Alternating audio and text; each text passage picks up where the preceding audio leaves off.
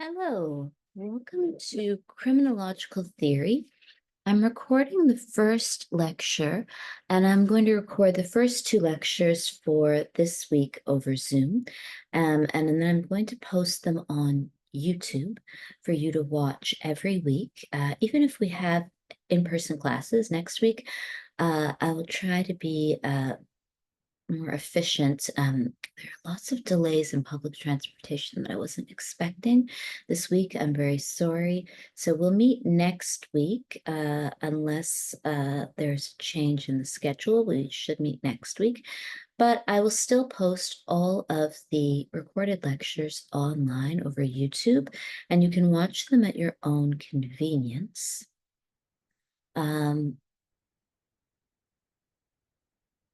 I'm also teaching another class, which is solely online, which is called Race, Ethnicity, and Crime. So you can attend the classes, and I know that many people would enjoy in-person meetings, but you will not be penalized because I do feel as though the disjuncture, the schism between those who take public transportation and those who have a vehicle is really great. And I do feel as though it is one of many ways in which people can be systemically discriminated against because of their class position and family inheritance. So I will also post all of the PowerPoint slides online.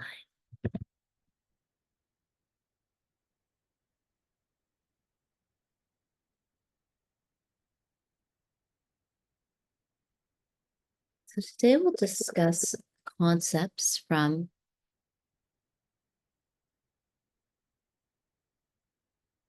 the first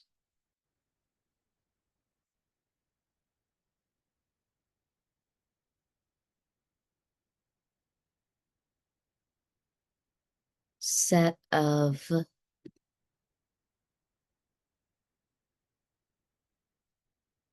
readings, and I'll discuss a few concepts from your readings. So the city of Toronto acknowledges that we are on the traditional territory of many nations, including the Mississaugas of the Credit, the Anishinaabe, the Chippewa, the Haudenosaunee, and the Wendat peoples, and is now home to many diverse First Nations, Inuit, and Métis people. The city also acknowledges that Toronto is covered by Treaty 13, signed with the Mississaugas of the Credit, and the Williams Treaties, signed with multiple Mississaugas and Chippewa bands. The City of Toronto has been acknowledging the traditional territory since March 2014 due to conversations with Indigenous leaders, including the Aboriginal Advisory Committee, as part of the 2018 Toronto for All campaign. The language the City of Toronto uses has evolved. So the land claims are always evolving, as is the language and the kind of performatives of this settler acknowledgement. But I would like to begin with land claims, and I'll read all various land claims, there's so many of them, before every lecture. And I would like to begin with these claims because I would like to think about them in relation to crime. So what is crime in an ongoing genocidal country? The Missing and Murdered Indigenous Women and Girls Report documents the murder of many Indigenous women and girls and complete negligence on the part of every set of institutions. The TRC report documents the history of using the idea of education to molest rape, and kill Indigenous children, and to take Indigenous children from their parents.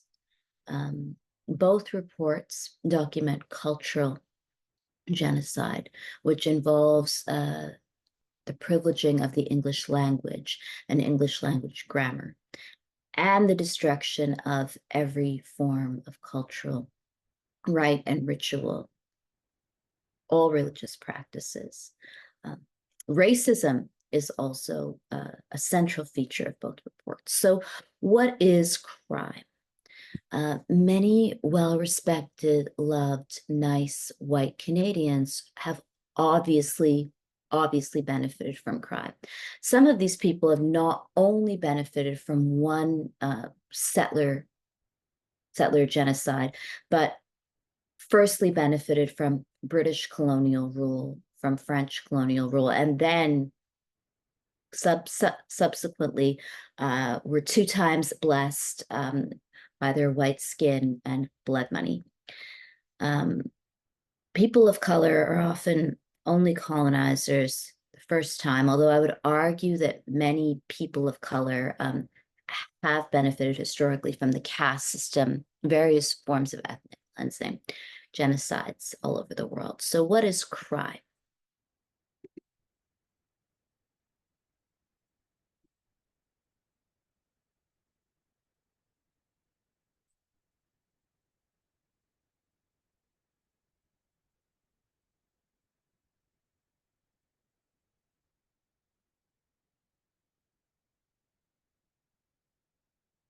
So I will talk about some of the concepts from O'Brien and Yar's book, Criminological Theory, and I'll discuss them in relation to abortion. Colonialism, like abortion, is a really shifting concept. In the hands of some, colonialism is capitalism, and capitalism is what causes us to wake up every day. It's what causes us to fall in love. It's what causes us to like or dislike certain things, people. Colonialism as a concept for others is morally reprehensible hate crime. So abortion is also a concept that for some is a crime, and for others is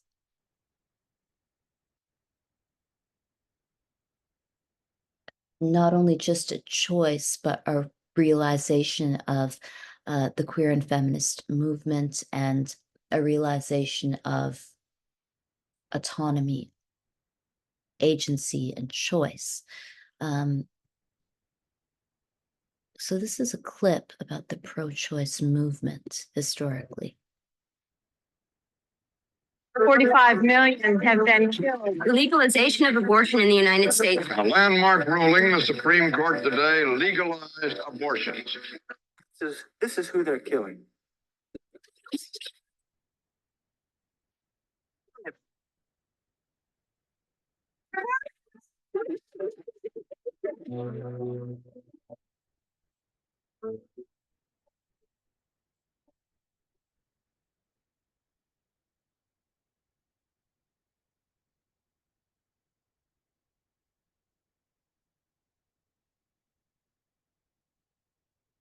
Position is that there should be complete repeal of all abortion laws so that the individual woman can make her own decision in consultation with her doctor.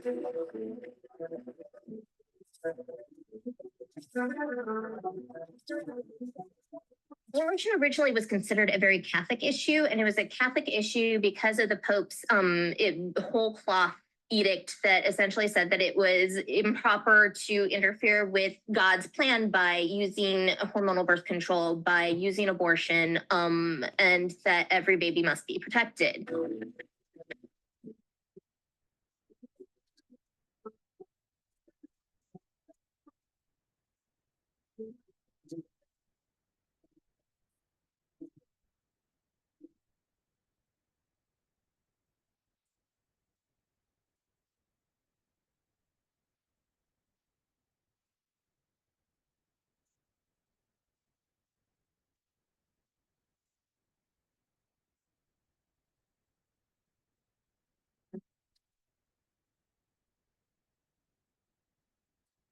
In a landmark ruling, the Supreme Court today legalized abortions.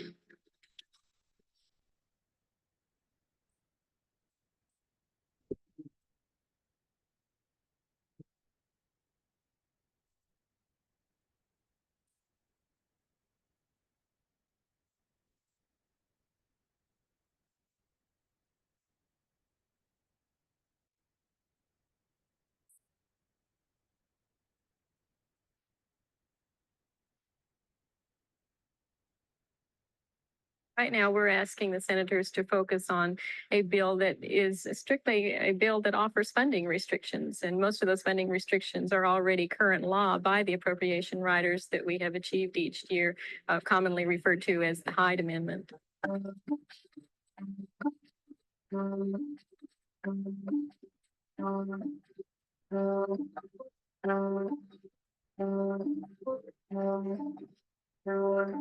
A lot of what brought evangelicals into the movement wasn't even necessarily the idea of abortion itself. It was that they decided that they needed to get politically involved because they were feeling that they were under attack after segregation ended. That every member of the Congress could see this film of an early abortion, the Congress would move quickly to end the tragedy of abortion, and I pray that they will.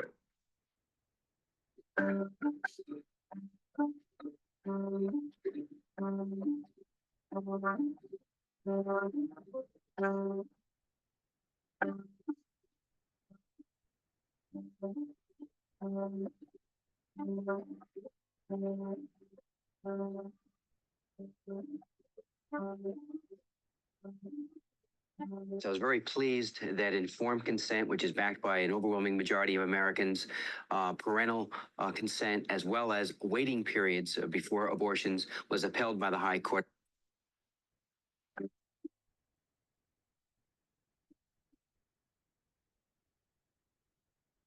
I lied and I'm sorry. I repented. And what can I say? I love Jesus and I love all of you. Thank you.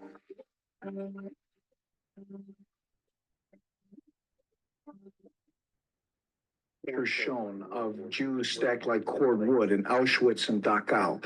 We saw those pictures and they were shocking, but they were the truth. It was important that we would see them so that we would never do that again. These days, what we're trying to do is hide behind a word called choice and never put a picture to that word. Well, what we're doing is putting a picture to that word.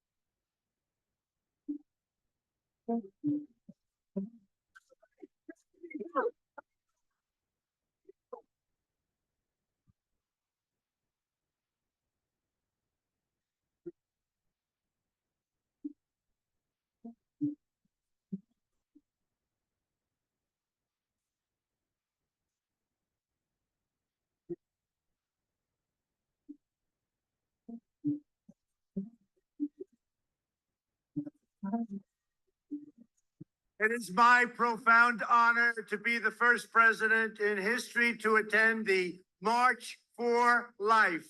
Together, we must protect, cherish, and defend the dignity and the sanctity of every human life.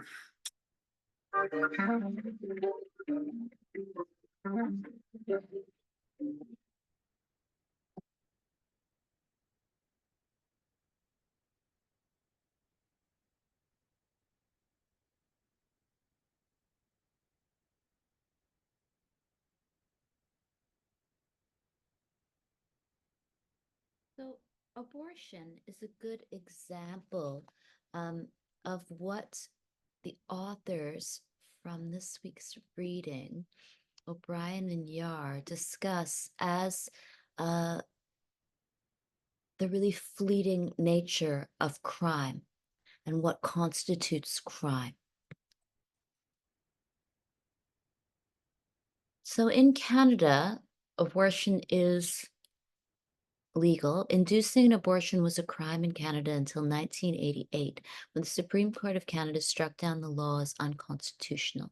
Since then, abortion has been legal at any stage in a woman's pregnancy. Abortion is publicly funded as a medical procedure under the Canadian Health Act. So, this is not true in the United States of America. The U.S. Supreme Court's decision to overturn Roe v.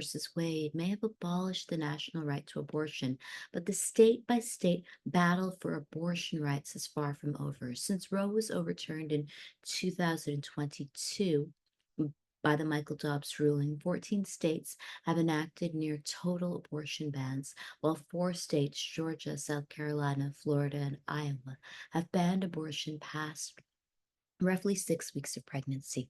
Other states have enacted laws or held ballot referendums to protect abortion rights. So abortion and its status as a crime really gestures to the ways that crime is never something that is absolute or fixed.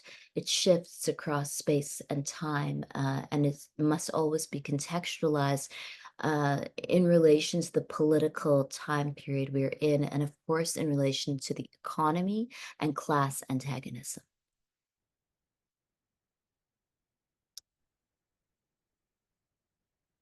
So, the Dobbs ruling, which is Dobbs versus Jackson Women's Health Organization and states may now impose any regulation on abortion, provided it satisfies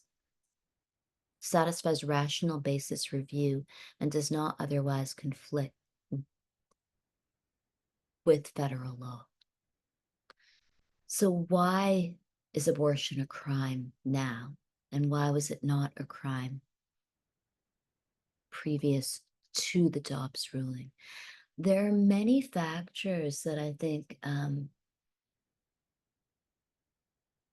contribute to the criminalization of abortion in certain states in America. And the most obvious is money and class antagonism.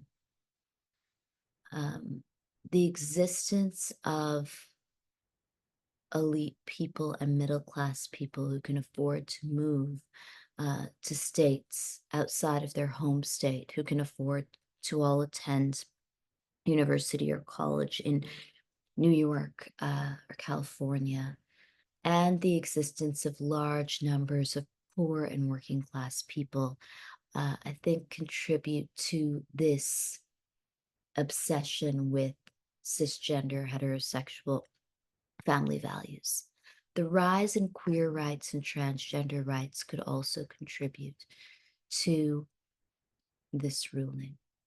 The existence of young people who are so precarious that they do not know if they are going to actually have housing in the future could also contribute to this desire for security in a family.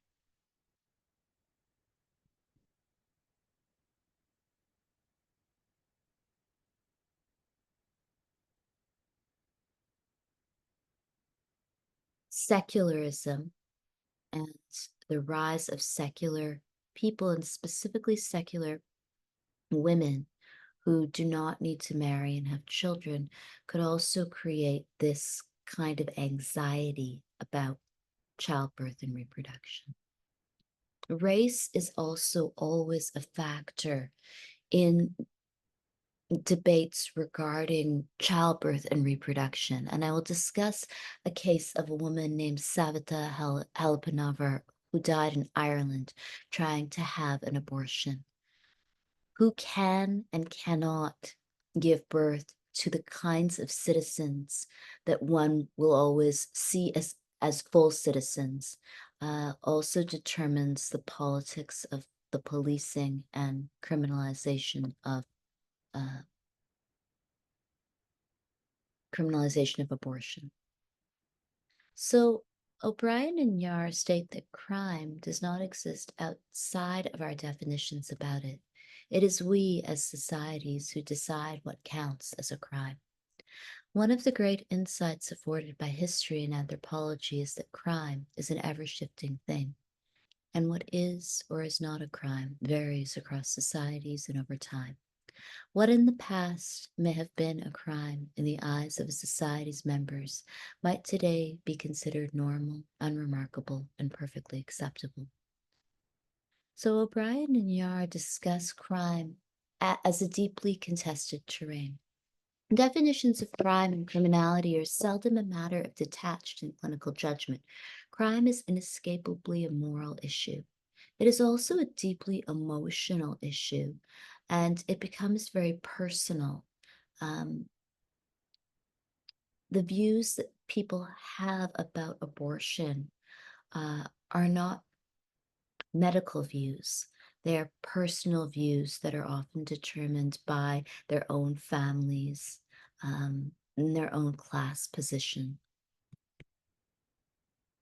So I will discuss these 4 key theories, and in this lecture, I will just discuss 2, actuarial justice and feminist criminology. And I will post another recording which will discuss class antagonism in criminology and the Chicago School. Firstly, actuarial justice. Actuarial justice and femicide. So this concept of actuarial justice was developed by Jonathan Simon and expanded on by Feely and Simon in their work on the new penology. Actuarialism refers to techniques that use statistics to represent the distribution of variables in a population and consists in circuits of testing and questioning, comparing and ranking. The crux of the argument is that actuarialism represents a new form of criminal justice, one that has emerged alongside as partner to a change in political culture underpinned by neoliberal politics and a global concern with security. Unlike earlier criminologies, suggests Reiner, actuarialism is not interested in the causes of offending others than as diagnostic indicators of risk. The goal of actuarial criminal justice policy is not to cure crime, but to predict and manage it. So actuarial justice is really interesting to think about in relation to abortion. Rather than waiting for abortion to be banned, how can we predict and manage these efforts to change abortion law, which will undoubtedly have a very detrimental effect on the economy? If I lived in a poor rural state in America and I could afford to move to New York or California, where my rights to have an abortion and everyone else's rights to have an abortion were protected, I would move. So it is people who are among the poorest people in the United States of America who are going to suffer. The economy is obviously going to suffer. So I would argue that one of the ways to predict and manage abortion is to think about race and nation building. Many people don't like to think about race, particularly middle class people. However, the politics of family planning has always been inextricable from eugenics, ethnic cleansing, and efforts to build a certain country by privileging the birth of certain children.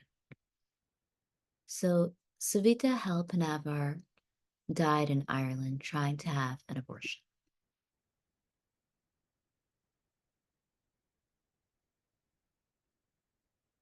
You're looking for one way to learn. So Savita was not a white Christian or Catholic Irish woman, and I would argue this is why Savita is now dead. Savita Halpinavra was a highly educated person. She was a dentist. who moved to Ireland from India. If she had stayed in India, she could have had an abortion. It is reported when one looks at the legal cases that Savita was told that Ireland is a Catholic country when she tried to have an abortion. She was told this by a nurse. Savita had a rare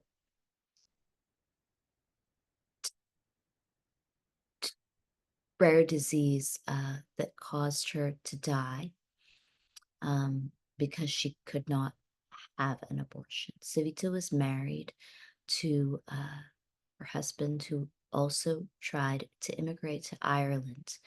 They contributed a great deal of time and money to the Irish economy. Which you're going to want to learn. I took years of Spanish in college, but it never quite stuck. The young woman on these banners stumbled unknowingly into Ireland's abortion grey area, and these people believe she paid for it with her life. Thousands marched in Dublin to express their sadness at the death of Savita Halapanova and to demand legislation on exactly when a doctor is allowed to abort a fetus. She was a woman who needed our help. She needed the help of a medical team who understood what the guidelines were, that they could fulfill the Hippocratic Oath to do no harm. And they had no clarity. And they need that clarity so that they can save a life. The miscarrying 31-year-old was denied a termination in an Irish hospital and later died in agony of blood poisoning. The case has galvanised those in Ireland who say when it comes to deciding between the life of a mother and the life of a fetus, the country's laws are broken. Ireland's strong Catholic tradition means it constitutionally prohibits abortions. But in 1992, the Supreme Court decreed that if a mother's life was being endangered by carrying the baby, termination is permitted. That ruling, though, has never made it into law. Abortion is a constitutional right, as determined by the Supreme Court 20 years ago under the X case. But there's no legal underpinning of that. There's no legislation to vindicate that right. Only in certain circumstances, only when the life of the mother is at risk. And that was the determination made 20 years ago. But without legislation, it's a total grey area. And those in the medical fields are unsure as to what to do. And that's the problem. But for those on the other side of the debate, Ireland already has all the abortion legislation it needs. We'll stop it there. What I would argue is that in Ireland, any discussion of religion and race in the abortion debate is often really muted in this kind of language of legalism. So a lot of the media often goes back to looking at the history of abortion in Ireland, the Magdalene Diaries, and all of these kind of depictions in media show the ways or have consistently demonstrated that Ireland is a place where religion has prevented women from getting an abortion. However, I would argue that Irish nationalism and white supremacy have killed many women. So Savita Halapanova was not Christian or Catholic, and her abortion and her treatment while she was trying to survive are indicative of the ways that an already horrible context can be made worse for immigrants. And I would argue that in the case of Canada, the forced sterilization of Indigenous girls and women and the class action lawsuits that are now are going to be ongoing for many years create a context in which people of color and immigrants who are not Christian and Catholic will experience severe harm in the healthcare system. Who does and does not have a child, and who can and cannot have an abortion, who can even access health care, are all questions that are determined by racism. So Ronit Lenton wrote this article about Savita Halappanavar called A Woman Died. And in the article, Lenton discusses the politics of childbirth in relation to white ethnic nation building in Ireland. So, from the reading, the authors discuss the goal of actuarial criminal justice policy. And the goal of actuarial criminal justice policy is not to cure crime, but to predict and manage it. Thus, the proposition that justice has become actuarial is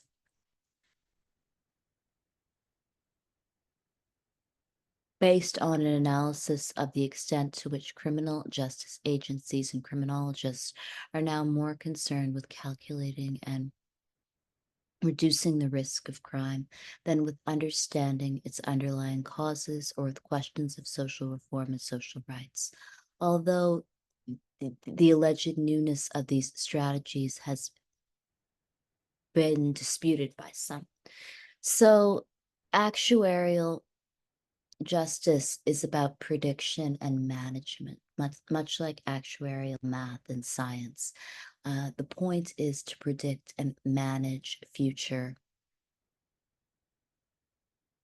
crimes. So, would a woman like Savita die again in Ireland?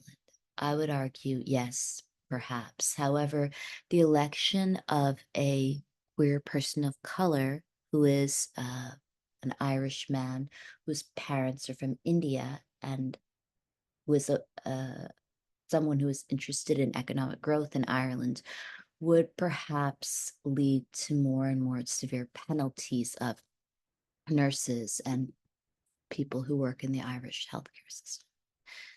So eugenics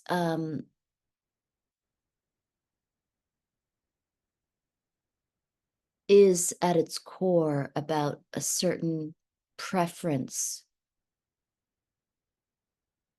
for majority populations that justifies the killing of minorities.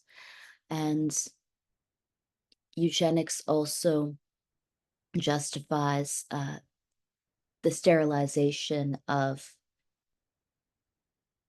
those who are not part of the majority in terms of race or religion.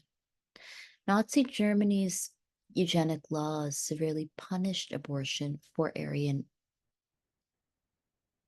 women, but permitted abortion on wider and more explicit grounds than before if the fetus was believed to be deformed or disabled, or if termination was deemed desirable on eugenic grounds, such as the child or either parent suspected of being carrier of a genetic disease.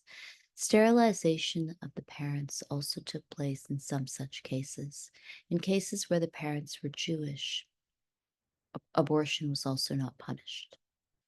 So, eugenics and Nazism have always been central to this effort to control the population.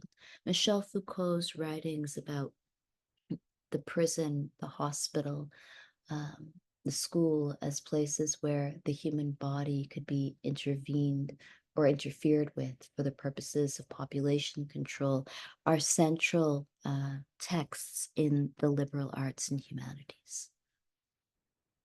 So Foucault was interested in the ways that the state intervenes into all aspects of human life.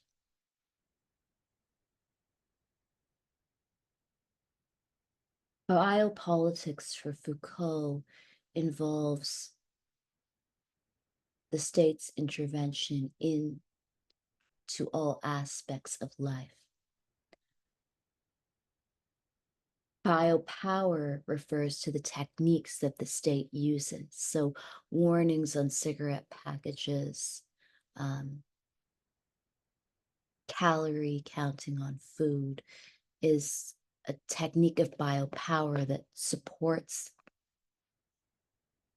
the biopolitical vitality of a healthy citizenry. The problem is that every form of biopolitics leads to what Achille Mbembe calls necropolitics. And I'll discuss necropolitics in a later lecture if I don't get fired or accused of crime. Necropolitics is Achille Mbembe's concept, and Mbembe discusses the ways that biopolitics lends itself also to the politics of killing. Whose life do we not invest in? I would argue that necropolitics is central to crime. Not only do we invest in the vitality of certain lives and certain births, we divest wholly, and the state divests wholly from the lives of certain people, and we as the public often mimic the voice of state power, and we often fully divest in the lives of some. And I think that accusing people of being criminals or seeing certain people as being suspicious because of their identity is central to contemporary necropolitics, particularly in North America. And I will discuss the murder of George Floyd as the class goes on and the ways that crime and the removal of certain people from cities throughout the Americas is central to contemporary necropolitics. So Achille Mbembe is a South African scholar who works in Johannesburg, and Mbembe is interested in necropolitics in relation to colonialism. But I would argue that the police are central to achieving a certain biopolitics that supports a very privileged future citizen. So sterilization is central to Canadian nation building. In the past, many provinces in Canada had laws that allowed the forcible sterilization of many marginalized groups, including Indigenous women. This is a violation of the human rights, charter rights, and reproductive rights of Indigenous women and girls. Although those laws are no longer in effect, there have been reports of forced and coerced sterilization in Canadian hospitals as recently as 2019. Forced sterilization has been occurring since at least the 1930s. It has been reported that some Indigenous women were led to believe that the procedure, tubal ligation, was reversible, or that they would still be able to have children in the future. In some cases, Indigenous women expressly denied consent to the surgeries which were performed without consent.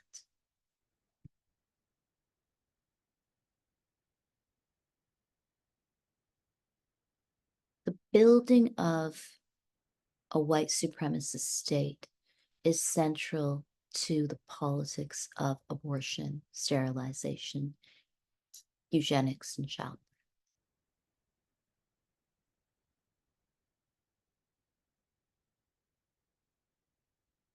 So Lenton states that Ireland has a long history of pitching good Catholic married mothers versus bad unmarried mothers. And I would argue that Savita Halappanavar could never be married in a Catholic or Christian country because her marriage would not be seen to be a marriage. Savita Halappanavar died not merely as a woman whose reproductive practices are controlled by Irish patriarchy, but as a migrant woman whose body is othered, as emerged from the debates around the citizenship referendum, which made gendered Black bodies central to the rearticulation of Irishness as white supremacy. Since mothering carries a property of otherness, I frame migrant women as M/others, denoting their otherness. the politics of sex and the sexualization of non-white women um, corresponds with the killing of non-white women who try to approximate the white middle class.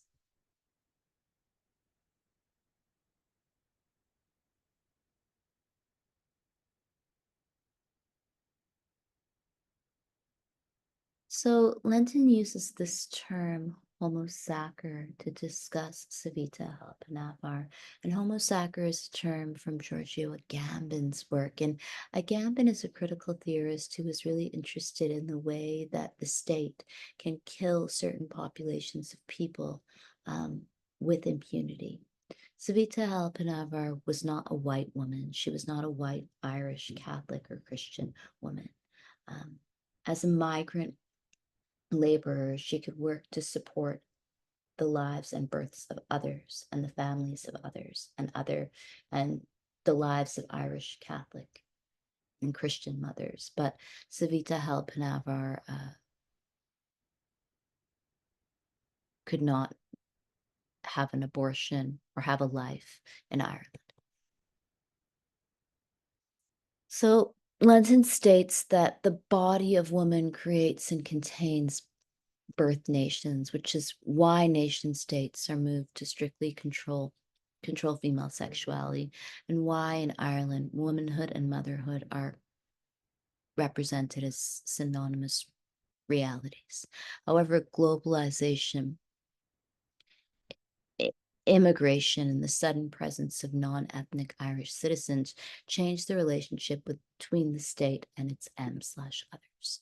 So I would argue that the killing of non-white women who have children, eugenics, sterilization, the abuse of non-white women's bodies who are often thought to be ugly or undesirable and without any form of sociality is central to the building of a white capitalist country.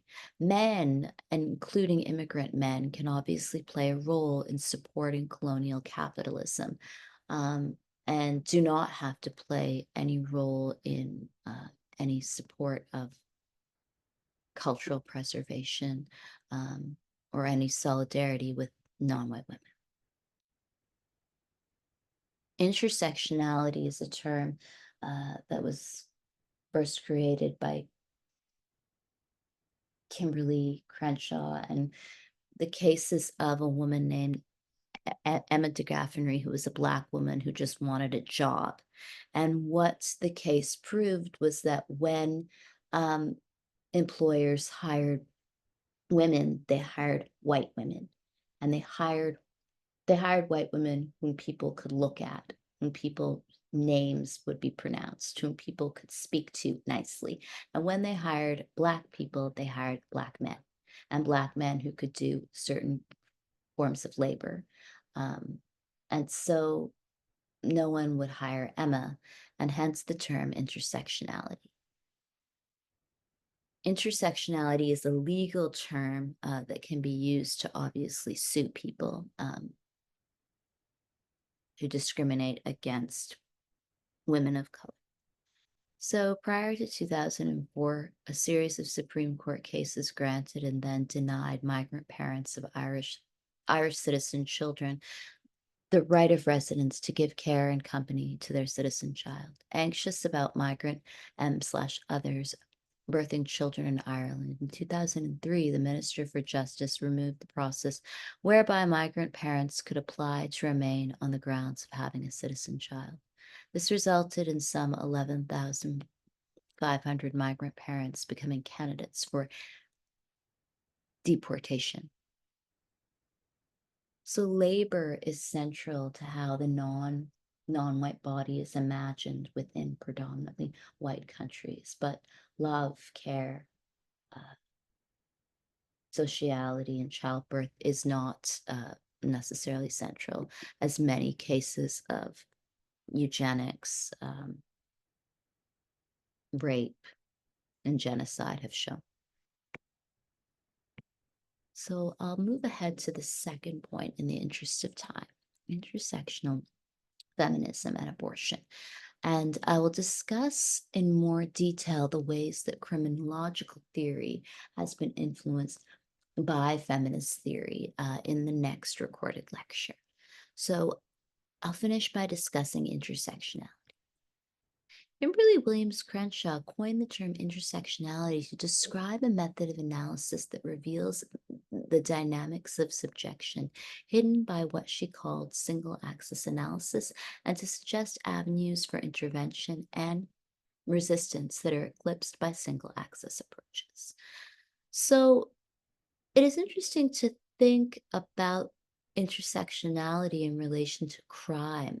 Crenshaw demonstrated that projects aimed at conceptualizing and remedying racial or gender subordination through a single vector end up implicitly positing the subject of that subordination as universally male in the case of single access anti-racist analysis, or as universally white in the case of single access feminist analysis.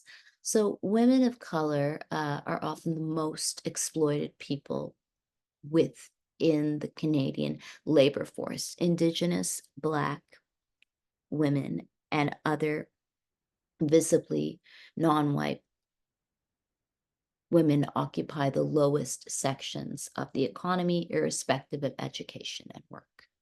And I would argue that this is also about M/others and who can be middle class and who can have a protected life and protected career, protected body. If someone is offered no protection, should they really care about crime? Should they really protect others? So Dean Spade states the experience of women of color become untenable. Crenshaw's articulation of intersectionality brought to legal theory a key set of insights from women of color feminism and other critical intellectual traditions about the limits of equality and added these understandings to the interrogations of the discrimination principle taken up in critical race theory. So I will finish by playing this clip of Dean Spade, who is a freedom scholar.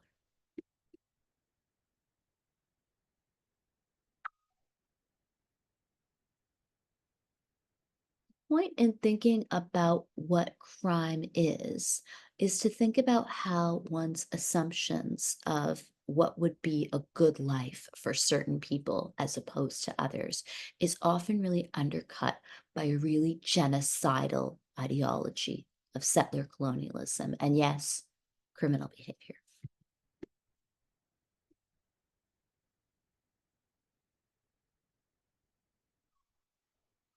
What I want for everyone, and I think what my work is really toward, is obviously to like get rid of these brutal systems that are chewing up our communities and caging people and make people live in brutal poverty. And while we're still working that out and people are still going through those systems, I want people to have accompaniment, to feel like a ton of people have their back, that they're not to blame for the stigma that's being placed on them. The only thing that matters to me in this lifetime is being part of work to reduce human suffering and destroy systems of domination. My name is Dean Spade, and I'm a freedom scholar.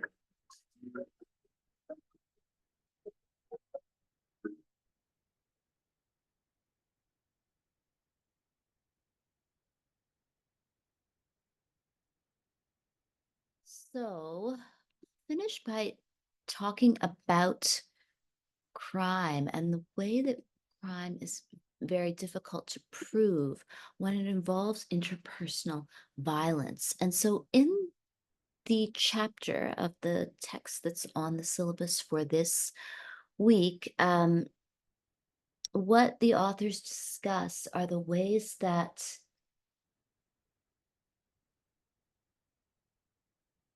actuarial justice, which is the first concept we talked about, prediction and prevention and management, is only possible if we acknowledge a context of systemic systemic discrimination. But how does one really acknowledge that context when interpersonal aggressions, microaggressions, are so central to this kind of propagation of crime? So all of these small microaggressions pile up on top of each other and perhaps cause people to commit crime. And so how does one predict this behavior? I would argue that the free speech movement is actually going to further crime. Many people might have things to say about the way that other people look or about identity politics. It would perhaps be better from the perspective of management of crime if one kept one's views to themselves, both in public and on the internet. In this text, When I Dare to Be Powerful, Audre Lorde writes, the AA subway train to Harlem. I clutch my mother's sleeve, our arms full of shopping bags, Christmas heavy. The wet smell of winter clothes, the train's lurching. My mother spots an almost seat, pushes my little snow-suited body down. On one side of me, a man reading a paper. On the other, a woman in a fur hat staring at me. Her mouth twitches as she stares, and then her gaze drops down, pulling mine with it. Her leather-gloved hand plucks at the line where my new blue snow pants and her sleek fur coat meet. She jerks her coat closer to her. I look. I do not see whatever terrible thing she is seeing on the seat between us, probably a roach, but she has communicated her horror to me. It must be something very bad from the way she's looking. So I pull my snowsuit closer to me, away from me. I pull my snowsuit closer to me, away from it too. When I look up, the woman is still staring at me. Her nose, holes, and eyes huge. And suddenly I realize there is nothing crawling up the seat between us. It is me she does not want her fur coat to touch. The fur brushes past my face as she stands with a shudder and holds on to the strap in the speeding train. Born and bred a New York City child, I quickly slide over to make room for my mother to sit down. No word has been spoken. I'm afraid to say anything to my mother because I don't know what I've done. I look at the sides of my snow pants secretly. Is there something on them? Something's going on here I do not understand, but I will never forget. Her eyes, the flared nostrils, the hate. My 3-year-old eyes ache from the machinery used to test them. My forehead is sore. I've been poked and prodded in the eyes and stared into all morning. I huddle into the tall metal and leather chair, frightened and miserable and wanting my mother. On the other side of the eye clinic's examining room, a group of young white men in white coats discuss my peculiar eyes. Only one voice remains in my memory. From the looks of her, she's probably simple, too. They all laugh. One of them comes over to me and enunciating slowly and carefully. Okay, girlie, go wait outside now. He pats me on the cheek. I am grateful for the absence of harshness. Audre Lorde is one of the most impressive writers and people of our time. So in order to really predict and prevent crime, perhaps we would have to consider who we would like to be in the story. Thank you, and I hope you enjoyed the first lecture, and I will post the slides online, and I will send you the lecture notes. What is crime?